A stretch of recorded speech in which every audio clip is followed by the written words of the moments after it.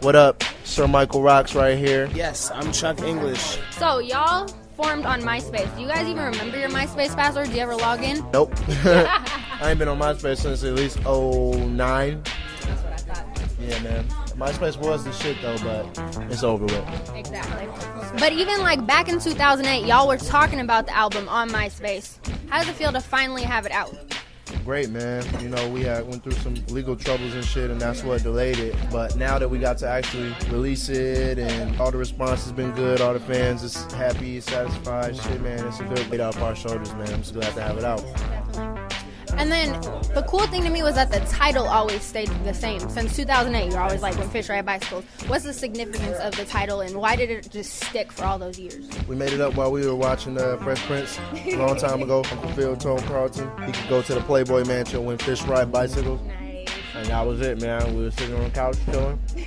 That's how it happened pretty much, and kind of stuck, and it kind of became a self-fulfilling prophecy because that shit took forever to put out, but you know what I'm saying? It shows that the impossible can happen, man. You just gotta stick with it and fucking maintain, man. Just have faith. So, Chuck, you produce. Why did y'all choose to work with other producers on the album instead of just doing all your production? Because the guys at Green Label Sound asked me if I would like to work with someone else.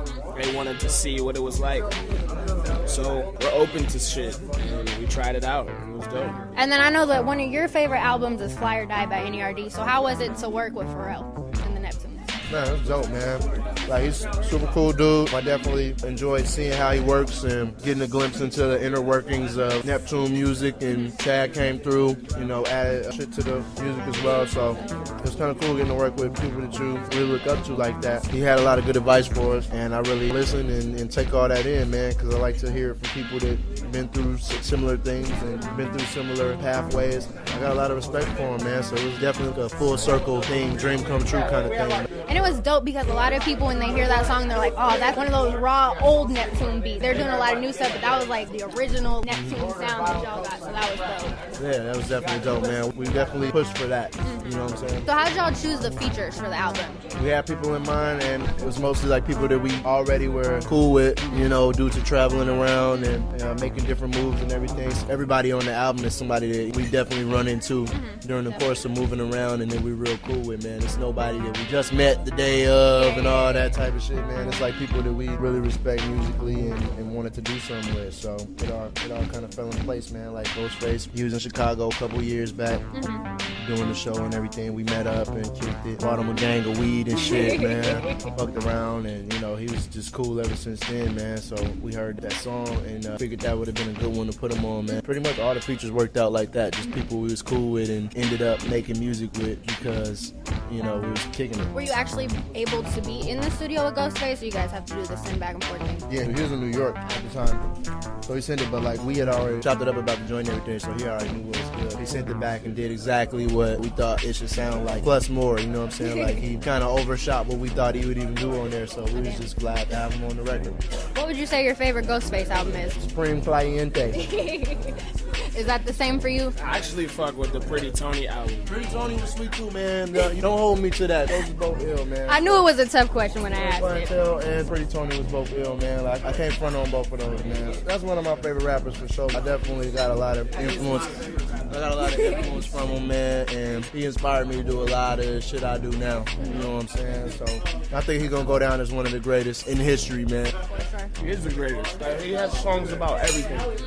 So then I was reading about your guys' album deal, and it's hella cool to me about how the whole Mountain Dew thing worked out and how you guys get a lot of freedom due to the fact that Mountain Dew and just release stuff for you. You want to talk to the people about that a little bit and explain it to them if they haven't really looked into it? Yeah, the situation is they got a label called Green Label Sound, which is like a music division, and they put out records with independent artists that they fuck with. It's pretty much just like they put the machine behind indie artists that didn't have it. You know what I'm saying? And keep all your integrity, keep all your creative freedom. Just really do you, and they just kind of put the pieces behind. It's not like a A&R in the studio, like, yo, you need to do this song, you need to do this type of song, you need to have this producer. They like bring us the songs when you get done with them, and then we'll put them out. You know what I'm saying? It's real simple. It kind of is a good fit for right now, man, because we was in a situation where we couldn't put out a record due to some legal shit. It all kind of just came at the right time, and now we were able to put out this record and move on to the next. They helped out a lot. Do you feel like that's going to be the future for a lot of artists, is doing doing releases like this with companies? I would say artists that can run their own situation. You know, everyone that's come through Green Label has been like indie champs. Like, we all do all of our stuff on our own. So it's not really a model designed for groups that might need, you know, artist development or a look or any of that. Yeah, it has to be people who have really done the groundwork and things like that, so that makes sense. Yes. And then last question, your guys' songs have been featured in different commercials. What's your favorite commercial that they've been featured? My favorite one is a Kevin Garnett commercial, man.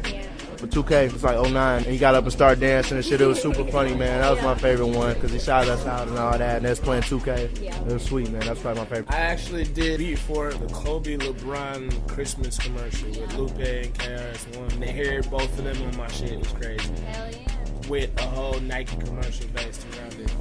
I don't know if too many people know I did that, but I did that now. No, it pops up when you Google it, so yeah, it's there.